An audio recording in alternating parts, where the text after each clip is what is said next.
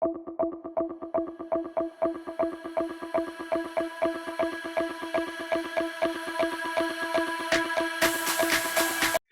no son comerciales. No son, en Boyacá hay una sopa que llama sopa de indios y mucha gente no sabe por qué llama sopa de indios. El sendero por el que caminaron nuestros ancestros está muriendo lentamente. La memoria hace esfuerzos para recordar la sazón en sus manos, pero el placer de un plato contemporáneo asesina el paladar de nuestras raíces. Ya no están en espacio-tiempo. En los aromas y sabores quedan sus risas, anhelos y dolores. La cura para el alma y la herencia que le hace justicia a sus nombres. Bienvenido a este espacio, un espacio donde la cultura y el arte se unen para entender el mundo desde otra perspectiva. Primeramente me gustaría saber un poco de usted y cómo llegó a la gastronomía ancestral o cómo la gastronomía ancestral llegó a usted. Bueno, mi nombre es Carlos Efraín Fernández, soy docente investigador en gastronomía, tengo un doctorado en proyectos de investigación. ¿Y cómo llegó la ancestralidad a mi cuerpo, a mi espíritu y a mi razón de ser? Trabajando con el SENA, tuve el privilegio, que no es de muchos, de trabajar en el Amazonas, el Guainía, Putumayo, Bichada, Baupés, Casanare, con puras poblaciones indígenas. Y ahí es donde yo me doy cuenta que nosotros hemos perdido mucha esencia de nuestra ancestralidad. No podemos olvidar de que los indígenas son las personas precursoras de la gastronomía.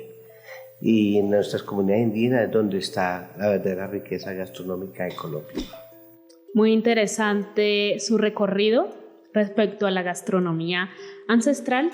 Y en primera instancia me gustaría saber cómo fueron esas influencias africanas y europeas para fusionarse con lo que hoy llamamos gastronomía ancestral colombiana. Bueno, anteriormente había un mundo llamado África, que era muy libre. Sí. El entorno europeo atropelló esta región. Los belgas, los españoles, los franceses, los ingleses invadieron estos territorios y esclavizaron a la población africana, llamada la población negra o población africana. Ellos son los verdaderos precursores de la fusión de la gastronomía. Como si ellos eran los únicos esclavos, entonces ellos llevaban sus productos, sus semillas, a los lugares donde eran esclavizados y allí cultivaban sus productos y hacían sus preparaciones. Por esa razón son los primeros fusionadores de la gastronomía. Cuando se dio la conquista, cuando se dio el descubrimiento de América en 1492 por Cristóbal Colón, él no venía para acá, él no venía para estas tierras, él estaba buscando las Indias orientales, buscando tres cosas importantes para el reinado español, que era la canela, el clavo y la seda. Y por aquellos avatares del mar, del viento, de muchas cosas, resultaron en estas tierras, en la isla llamada San Salvador. Y de ahí se dieron cuenta que habían llegado a un mundo diferente, un mundo nuevo. Dijeron que lo descubrieron. Y los indígenas dicen, ellos no nos descubrieron, nosotros estábamos acá. Accidentalmente se encontraron con nosotros. Accidentalmente se encontraron. Desde la llegada de los españoles, nuestras raíces se perdieron. Nos obligaron a enterrarlas bajo tierra y actualmente muchas personas desconocen de dónde venimos. Entonces, por eso quisiera saber qué platos emblemáticos tienen origen ancestral. Bueno, hablar de los platos emblemáticos ancestrales es muy complicado porque muy poco se difunde. Nosotros hablamos de una gastronomía típica. Cuando hablamos de gastronomía típica nos referimos a algo que se prepara en cualquier rincón de Colombia, sí. Entre ellos el ajiaco. El ajiaco es un plato típico, no es ancestral, no es autóctono, no es de origen colombiano. El ajiaco es una fusión entre África, Perú y México. De nosotros el ajiaco no tiene ninguna las guascas. Los demás ingredientes son de otras regiones, de otros países, de otros mundos. Pero si vamos a hablar de la gastronomía ancestral, tenemos que ir a los ámbitos indígenas, como los guayú, los ticuna, los curripacos, los cuiná, los huitotos, con sus preparaciones indígenas. Porque ellos sí viven de la selva, han vivido de la selva. Podemos hablar de un tucupí, de un ajiaco, de un serere, de un pebre galápago, de un cayeye, de un sancocho de malanga, de un pusandao. Y ahora es muy difícil encontrar esos platos en un restaurante, o sea, si no los hace mi abuela en el patio de su casa con la olla, no podemos comer sancocho o mote de queso. Porque no son comerciales. En Boyacá hay una sopa que llama sopa de indios y mucha gente no sabe por qué llama sopa de indios, ¿sí? Y su origen es en Sotaquirá, Boyacá. Y se llama sopa de indios porque van envueltos en una hoja de repollo, sí. ¿Sí? Con unos indios. Los indios son unas masitas de maíz que llaman rullas, que se echaban en esa hoja de repollo y se hacía sobre una sopa perlada. ¿Y por qué sopa de indios? Porque los indios se tapaban sus genitales con hojas, ¿sí?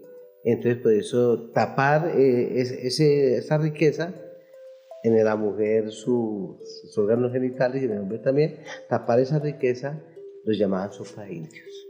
Y es muy interesante porque comemos por comer, pero no nos preguntamos qué historia hay detrás de ese plato. Entonces, ¿cuál cree usted que es uno de los platos más importantes? De la gastronomía colombiana podemos hablar volvemos al ajiaco, la bandeja paisa, tenemos el cocido boyacense, que en México lo llaman olla podrida, en España tiene otro nombre, ¿sí?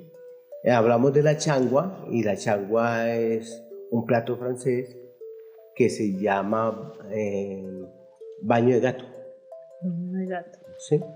Entonces, si hablamos del ajiaco, estamos hablando de una sopa de papas que tiene que ser picante. Por eso se llama ajiaco, viene de la palabra ají y aco, dos príncipes peruanos, ¿sí? Y el sinónimo del ajiaco es sopa de papas preparadas por una mujer ardiente para un hombre. Eso es lo que quiere decir ajiaco. Y anteriormente se preparaba con gallina y con animales de monte. Pero al llegar los españoles acá, cambiaron esa tradición por el pollo y le agregaron otros ingredientes como la crema de leche y las alcaparras. En 1927, la señora Holman fue la que le agregó por primera vez la crema de leche al ajiaco. Entonces, ese sería el plato emblemático de Colombia, pero no es colombiano. Es una fusión de África y Perú. El ajiaco tiene que ser picante. Sí. Y la palabra ají es la mujer. Aco es el hombre. Es mujer ardiente preparando sopa para su hombre. Mujer ardiente preparando sopa para su hombre. Y esto también tiene algo que ver con lo espiritual. Entonces, ¿qué importancia tiene la gastronomía ancestral en lo espiritual y la medicina holística? Bueno, mucho. ¿Por qué razón? Porque es que ellos preparaban sus alimentos basados en ciertos criterios religiosos. Cuando es una comida preparada para los cori, nosotros blancos, como nos llaman a nosotros en la parte del Amazonas, cori, ellos tienen una forma de preparar los alimentos, nada más el casabe. El casabe es una arepa que hacen de la yuca brava, ¿sí? Pero cuando ellos le van a ofrecer el casabe al hombre, se lo preparan de una forma, al hombre blanco, pero cuando es para consumo ellos lo preparan de otra forma. Ellos tienen muy definidas las funciones y obligaciones de cada miembro de la comunidad. El hombre tiene unas funciones. Nosotros cuando desconocemos la comunidad indígena decimos que los indígenas son perezosos. Y no son perezosos, lo que pasa es que ellos tienen definidas cuáles son funciones. El hombre está para construir la maloca, para ir a cazar, para ir a pescar, para hacer la canoa para poder ir a pescar. Y la mujer tiene otras funciones, que es preparar la comida, cuidar a los niños, tejer, ¿sí? Entonces cada uno tiene sus funciones. La sabiduría del indígena es escoger el terreno para cultivar, porque el hombre, si nosotros vamos a mirar la estrella de David, tiene dos formas, ¿sí? La vagina que recibe, el falo de la vagina que recibe el falo del hombre, ¿sí? Entonces ellos saben que la mujer tiene el poder de la creación, por eso es la mujer la que cultiva. El hombre es el que coge el terreno para que la mujer pueda cultivar. Es como decir, la madre tierra es la que se encarga de crear. El hombre solamente pone su semilla, ¿sí? Esa es una cosmovisión de lo que es el conuco o la chagra en el indígena, lo que son los cultivos de ellos. Esa es la cosmovisión. La mujer es la que debe cultivar por su don de creación. El hombre es el que solamente pone la semilla, ¿sí? Y en cuanto a la alimentación, es lo mismo, porque es que la lágrima, el sudor que le pone la mujer a la comida no es la misma que le pone el hombre al cocinar. Y la intención que le ponía la mujer. Claro, porque cocinar. Es que, digamos que en la cosmovisión indígena, la mujer es poderosa. Uno a veces va a una comunidad indígena y uno ve el cacique o el capitán o el curaca, y uno dice, es el que manda. Él manda, pero así de nombre. Pero realmente la que lleva las riendas de la comunidad es la mujer, ¿sí? Entonces, la mujer tiene un poder muy grande en la comunidad indígena y todo lo que ella prepare es de creación. El hombre lo único que hace es beneficiarse de esa creación. Y es que donde hemos dejado esa herencia y esas enseñanzas de nuestros ancestros, de nuestros antepasados, porque actualmente llevamos la vida con afán, comemos por comer, pero no cómo nos va a hacer sentir el alimento que nos estamos comiendo, porque no solo nos va a nutrir el cuerpo, sino también el espíritu. Antes nuestros ancestros bendecían el alimento porque ellos sabían, aunque no eran científicos, como la medicina convencional de ahora, ellos muy en su interior sabían que si comían bien, nutrían su espíritu. Ahora, unos estudios que se han hecho actualmente dicen que al nutrir nuestro cuerpo, depende de lo que nosotros le demos a nuestro cuerpo, así mismo nos vamos a sentir.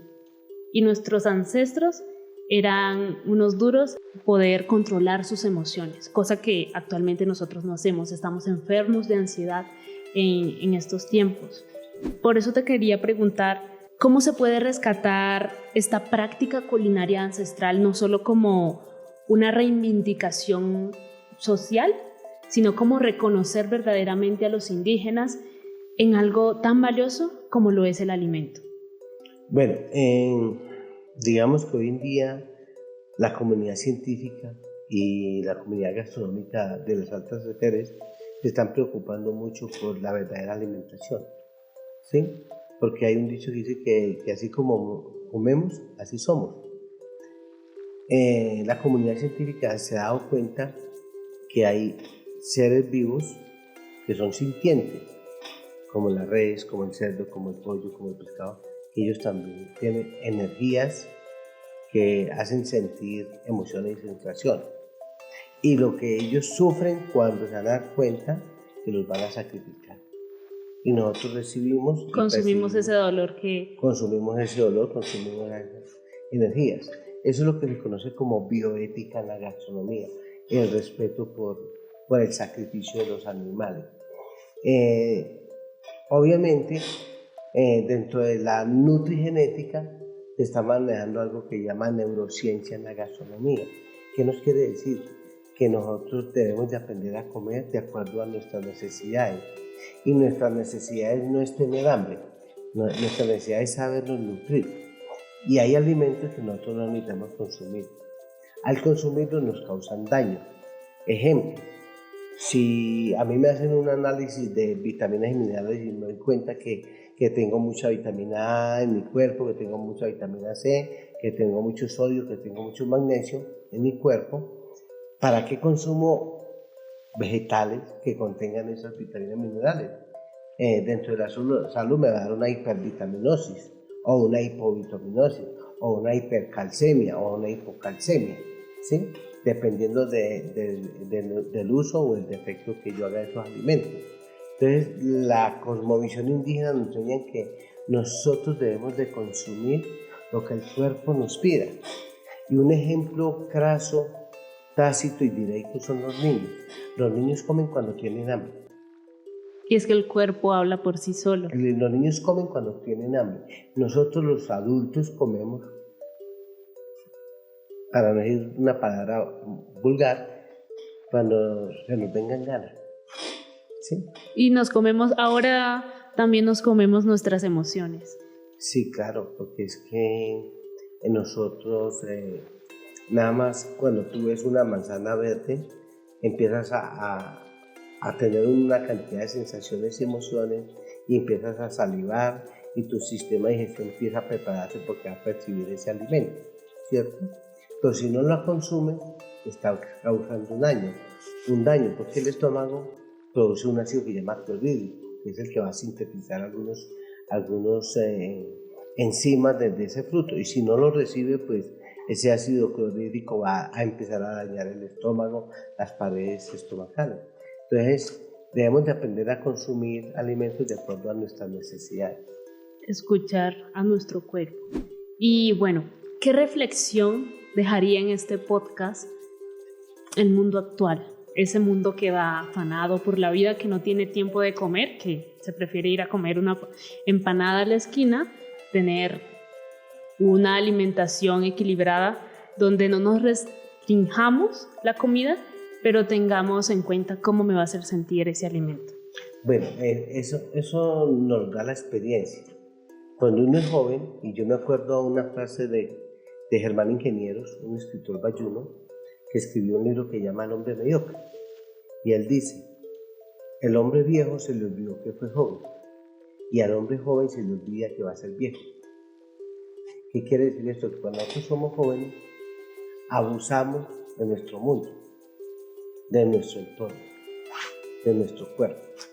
Y cuando llegamos a viejos, nos damos cuenta que muchas de esas cosas que hicimos en la juventud nos está perjudicando en una edad más madura, ¿sí? Y a veces comemos mal, no dormimos lo suficiente, a veces no tenemos paz con nosotros mismos, a veces no tenemos paz con nuestros congéneres, con nuestra familia, a veces nosotros salimos de la casa peleados con nuestra mamá, con nuestros hermanos, así no nos veamos constantemente con ellos, pero tenemos que alimentar el espíritu primero. Estamos siendo cuerpos andantes sin vida. Exacto, porque salimos de la casa peleados con nuestra esposa, con nuestros hijos, con nuestros hermanos, con nuestras hermanas, ¿y a dónde tenemos que volver? Al mismo hogar.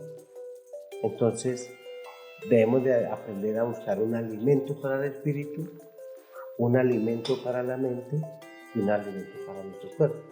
Si esas tres cosas no van unidas, jamás vamos a evolucionar dentro de este mundo que está evolucionando constantemente. Tener un equilibrio entre cuerpo, espíritu y mente. Muchísimas gracias, señor Carlos, por este espacio y brindarnos un poco de información respecto a la comida ancestral que de verdad nos hace falta. Sí, yo pienso que Colombia tiene todo el potencial gastronómico para estar entre las mejores gastronomías del mundo, pero nos hemos dedicado más a la sociedad de consumo que al verdadero reconocimiento de nuestra ancestralidad. Comer con las manos es lo mejor que puede pasar. Muchísimas gracias. Gracias a usted, muy amable.